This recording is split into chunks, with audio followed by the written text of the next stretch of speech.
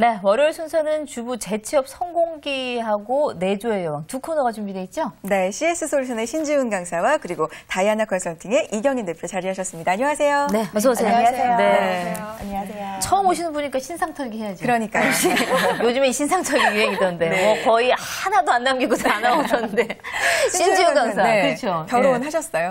그렇죠. 예, 아무래도 저는 얼굴이 또 얼굴이다 보니 유부녀의 냄새를 풀풀 풍기면서 3년차 준마델라입니다. 아, 그렇죠. 아니면 얼굴이 얼굴이다 보니 그게 이 정도 얼굴이면 당연히 가야 되지 않습니까? 저도 이렇게 알아들었어요. 그렇죠? 네, 그렇게 알아주셨어요. 네. 감사합니다. 계속 일을 지금 하시는 게 자기 개발이 더 높을까요? 이런 고민들을 많이 해요. 자기 개발이 더 높을까요? 아니면은 이걸 놓으면 우리가 당장 길거리에 앉을 수밖에 없다. 이런 게 더 높을까요? 예, 크게 뭐 사실은 저는 세 가지로 일하는 이유를 뽑는데요. 예. 예, 첫 번째 같은 경우는 아무래도 제가 일이 좋아서 강인한 일이 너무 좋아서 하고요.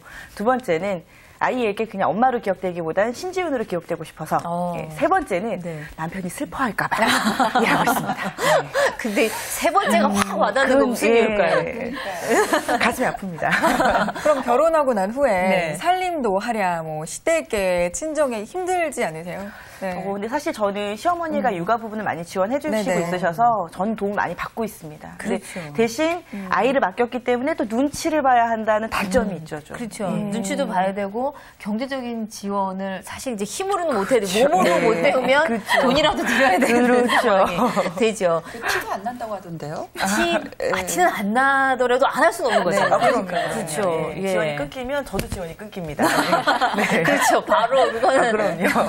그 사실 이제 이경임 대표 같은 경우에는 지금 뭐 10년이 넘은 결혼 생활을 하시고 계시니까 나름의 뭐 시댁과 그다음에 친정과의 균형을 잘 맞추는 노하우 같은 것 좀은 있으실 것 같아요.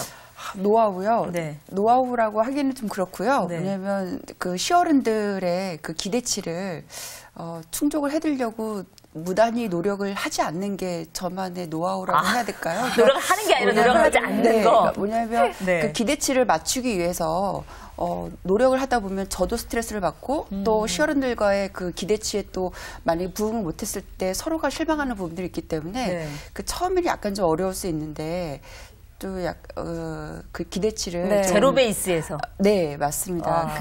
항상 새로운 마음으로 하는 부분으로 전략을 좀 이렇게 세웠는데 다행히 그 부분이 저희 어른들도 믿지 않으셨나 봐요. 그래서 다행히 저는 좀 편안하게 시댁과 지내고 있습니다. 어떠세요? 네, 저희는 볼모가 있기 때문에 아이라는 볼모 때문에 잘하지 않으면 안 되죠. 금방 커팅됩니다. 네. 맞아요. 아기가 있고 자녀가 있으면 확실히 좀 어렵긴 해요. 그래도 우리가 뭐 재취업하는 데는 이런 것만 뭐 문제점이라고 볼 수 없을 거예요. 그렇죠. 이걸 다 헤쳐나갈 수 있는 방법이 있을 겁니다. 이제부터 시작하겠습니다.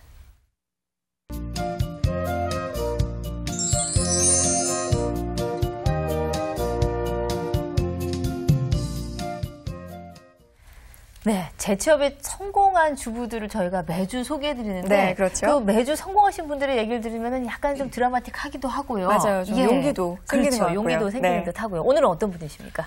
오늘은 50대 산후조리사로 활동하고 있으신 이순옥 씨의 사연을 소개해드리려고 합니다. 산후도우미겠죠? 예.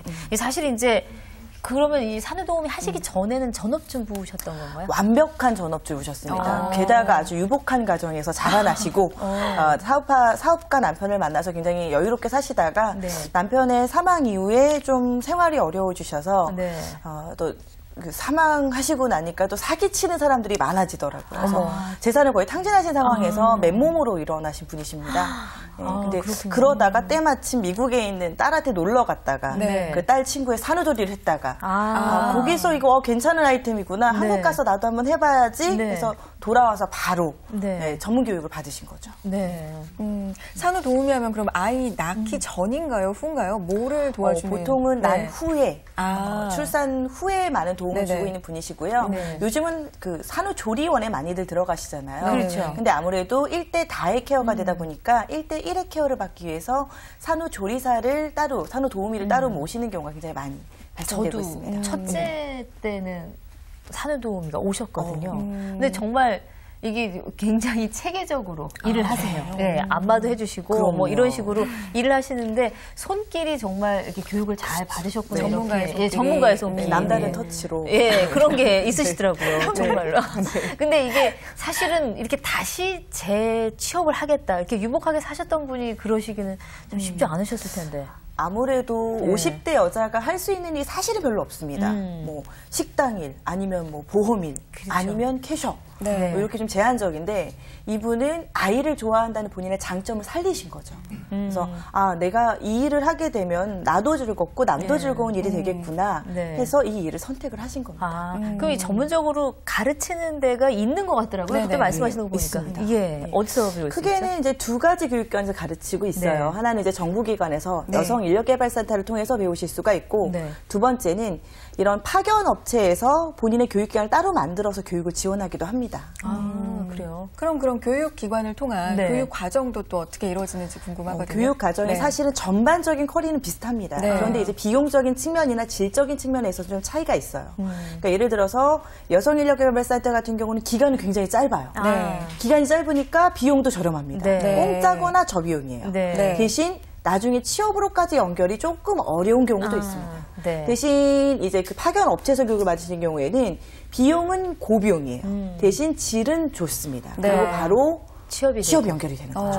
네. 그런 차이가 좀 있네요. 이 교육기관에 따라서 약간 가격에 따라서 차이도 있고. 네. 근데 사실 이제 제가 도우미분을 오셨을 때는 애기 이렇게 목욕시키는 걸 못 하겠더라고요. 그럼요. 왜냐면 이제 목도 못 가는 애가 네. 너무 작고. 그렇죠. 이게 하다가 미끄러지 떨어뜨리면은 이거 어떻게 하나 싶은데 그분들은 일단 제가 애기를 키우는데 기초는 그분한테 배운 것 같아요. 애기 그럼요. 목욕시키는 것, 우유 먹이는 법 이런 거는 사실 친정엄마 계신다 그래도 너무 오래전에 기억이 안 그렇죠. 아유, 나신대요. 기억 안 나십니다. 어떠셨어요? 처음에 애기 딱 이제 낳고 데리고 왔을 때는. 저희 아이는 또 저를 닮아서 굉장히 튼실했어요. 아, 예. 3.65kg로 태어났기 오, 때문에 네. 제법 크기가 있었지만 그래도 그렇죠. 굉장히 불안하더라고요. 네. 근데 저희도 어머니가 연세가 있으셔서 네.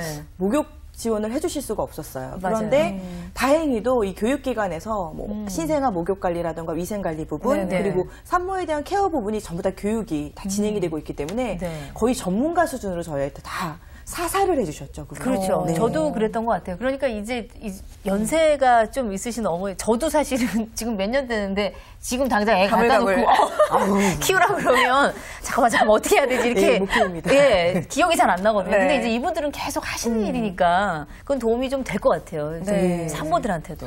산모들한테도 도움이 되고 사실 아이에게도요 같이 이렇게 산후조리원에서 네. 여럿이 있을 때보다는 훨씬 더 많은 지원을 받게 되죠. 아무래도 1대1의 케어가 들어가다 보니까 네. 그래서 그런 걸 선호하시는 분들이라면 더 많이 또 부르시는 경우도 있습니다. 아, 경험하신 분들 얘기를 이렇게 들어보니까 더 정말 산후도우미가 전문적인 일을 네. 하는 것 같은데 구체적으로 어떤 일을 네. 하게 되는지 좀 설명해 주세요. 그분들이 하시는 네. 일이요. 네. 사실은 첫 번째 지원되는 네네. 일은 산모 지원 부분입니다. 네네. 아무래도 엄마가 주가 되다 보니까 그렇겠죠. 그래서 엄마의 식사 부분 네. 그리고 산후 아까 말씀하셨던 것처럼 미용 체조 부분도 다 지원이 되고요. 그리고 또 하나 그 산후 조리기구들을 따로 별도로 챙겨 오시는 경우가 많습니다. 맞아요. 뭐 좌훈기라던가 자육기를 가지고 오셔서 거기서 조리기구에 대한 부분도 지원을 해주시고 네. 또 하나 아까 말씀하셨던 것처럼 아이에 대한 그런 그 키움에 있어서 어떻게 하면 될지에 대한 교육 부분까지 지원을 해주십니다. 예, 그리고 뭐 두 번째로는 네. 신생아 지원 부분이 아무래도 또 들어가겠죠. 맞아요. 근데 네. 아까 그 아기 목욕 얘기하셨잖아요. 예, 엄마들에게 굉장히 그 고문입니다. 그래서 목욕 귀 잡는 것부터 시작해서 맞아요. 목욕 어떤 수서 옷을 벗기는지까지 다 알려주시고요. 그리고 초반에 예방 접종하는 것까지 다 지원을 해주십니다. 네. 네. 마사지 얘기가 나왔는데요. 네. 마사지도 진짜 직접 해주시나요? 그럼요. 제가 지금은 많이 네. 불었습니다.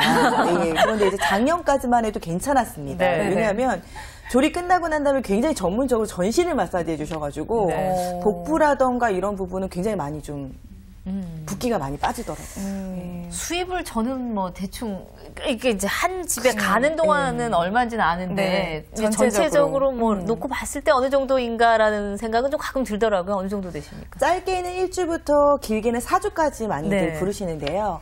1주 비용이 뭐 출퇴근하는 경우에는 한 40만 원. 예, 그리고 이제 거주해서 아예 그냥 네. 주무시고 가시는 24시간 케어해 주시는 경우에는 한 50만 원 정도로 비용이 좀 다릅니다. 네. 그런데 4주 기준으로 했을 경우에는 130만 원에서 210만 원까지 굉장히 금액이 천차만별입니다. 네네. 예, 근데 대신 저렴한 곳은 역시라도 여성인력개발센터 쪽으로 해서 부르시면은 금액은 또 이게 저렴하게 또 지원이 되시죠. 그럼 그 돈을 받는 거에서 일부는 그 파견업체의 경우에는 좀 그쪽에다가 주시는 거겠죠? 네. 예. 그래서 저는 지금 제가 알려드린 금액은 네. 파견업체에서 한 20% 정도 떼가십니다. 그걸 제외한 금액을 아예 제외한 딱 금액. 실수령액을 제가 말씀드린 거죠. 네. 이게 근데 이제 사실은 이제 산후도움이 나오니까 선혜 씨가 할 얘기가 지금 조금 줄어들고 있는데 나중에 물어보시면 제가 알려드리겠습니다. 예, 근데 이게 산후도우미 하시는 분들이 이게 딱 고기 신생아 기간 동안에만 하시지 그 이상까지 잘 안 계시려고 그래요. 왜? 아, 예. 그게 일이 완전히 전문화되어 있나 봐요. 그러니까 아기를 정말 베이비시터하고는 또 틀리기 때문에 그렇죠. 그렇죠. 구분이 그리고 좀 되죠. 업체에서 좀 싫어하는 경우가 있으세요. 네. 왜냐하면 수수료 부분은 이미 한번 책정되었던 걸로 이미 끝났기 때문에 한 분이 오래 있는 걸 업체에서 좀 막는 경우도 있으시고요. 또 하나 사실은 엄마의 입장에서도 한 분이 오래 있으신 거는 좋지 않을 수도 있어요. 어느 정도 이렇게 약간 그분들 너무 익숙해지실 수 있기 때문에. 네. 그러니까 이게 산후도우미만의 특별한 그리고 아기 보시는 분들이 차라리 신생아 때가 나을 수가 있거든요. 그렇죠. 그러니까 조금만 더 크면 더 힘드니까 왠지 알 것 같아요. 그게 크기 전에 이제 다른 집으로 가시는 거죠. 그렇죠. 예, 100일만 지나도 욕이 나올 수 있어요. 예. 아주 이제 키워보시. 지금 이제 이경희 대표는 그냥 대답만 하고 계시는데. 근데 산후조리원 우리 계신 분들한테 그 부가적으로 조금 더 교육을 받으면 더 좋은 게 사실은 우리 산후 후에 그 우울증이 많이 오지 않습니까? 그렇죠. 그래서 그분들이 혹시라도 웃음 치료라든지 아니면 그 조그만 아기 말고 그 큰 애가 있다면 뭐 구연동화 어떤 그런 그 기능이나 이런 것들이 좀 있다면 훨씬 더 부가가치가 더 높아질 수 있는 직업이 또 될 수 있지 않을까 싶은데요. 돈을 많이 들여야 되죠. 그럼 이제 플러스가 그렇죠. 되니까. 근데 그 직업을 갖고 있는 분에게는 훨씬 더 고수익으로 또 할 수 있는 방법이 되는 거겠죠. 보통 큰아이 지원 같은 경우는 별도의 비용을 받고 이렇게 이분들이 케어에 들어가시는데요. 아직 동화구형까지는 안 하시는 것 같고요. 예. 지금 이제 아이들 어린이집이라던가 학교에 등하굣길은 직접 지원해 주시고 밥 챙겨주기까지 다 해주시더라고요. 사실 이 직장 일하는 분들이 정말 좋은 어머니 모시는 게 참 어려워요. 예. 그러면은 정말 어떤 분이 적합할까요? 마지막으로 정리. 제일 적합한 분은요. 사실은 그 연령대로 치면 30대에서 50대 여성분들이라고 저희가 얘기를 하지만 건강하셔야 하고요. 그리고 출산 육아의 경험도 있으셔야 하고요. 무엇보다도 아이를 굉장히 좀 좋아하고 사랑하실 수 있는 분이어야만 합니다. 그래야지 진심으로 아이를 케어해 주실 수가 있기 때문에. 그리고 이 나중에 보건증을 끊기 때문에 건강상의 문제가 있으신 분들은 절대적으로 하실 수가 없고요. 그리고 학습되는 부분이 굉장히 많습니다. 배워야 하는 부분. 그래서 내가 좀 암기력이 떨어진다거나 고집이 세다거나 하시면 또 하실 수 없습니다. 그렇죠. 요즘 젊은 엄마들 아기 키우는 거하고 좀 안 맞을 수가 있잖아요. 죽어도 이렇게 하셔야 된다 그러면 사실 곧좀 마찰이 있을 수 있으니까. 고집이 없는 분이셔야 합니다. 재취업 준비하시는 분들 산후도우미 준비해 보셔도 좋을 것 같습니다.